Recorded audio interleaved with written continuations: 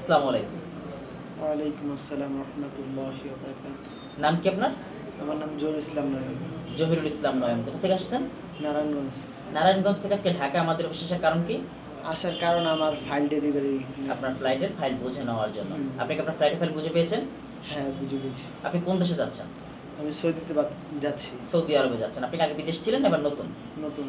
আচ্ছা, একজন নতুন মানুষ হিসেবে আপনি আমাদের অফিসে কিভাবে আসছেন? ফেসবুক ভিডিও দেখে না কোনো এজেন্টের মাধ্যমে? ফেসবুক ভিডিও দেখিয়ে আসছি। ফেসবুক ভিডিও দেখে আসছেন। ফেসবুকে তো অনেক ধরনের প্রতারণা হয়, সেক্ষেত্রে আপনি কোনো প্রতারণার শিকার হয়েছেন কিনা?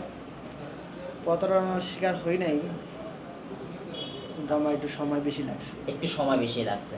হয়তো বর্তমানে এম্বাসিগত প্রবলেম এবং বিএমইডি অফিসের বিভিন্ন প্রবলেমের কারণে হয়তো কিছুটা দেরি হয়েছে, যার জন্য আমরা আন্তরিকভাবে দুঃখিত। আচ্ছা, আপনি যদি সেম প্রফেশনাল কোনো এজেন্টের মাধ্যমে যেতেন, আপনার কি পরিমাণ খরচ বেশি লাগতো?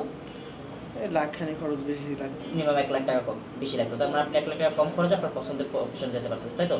আপনার ভিডিও দেখে যদি কেউ আমাদের মাধ্যমে যেতে চায়, তাকে কি সাজেশন করবেন?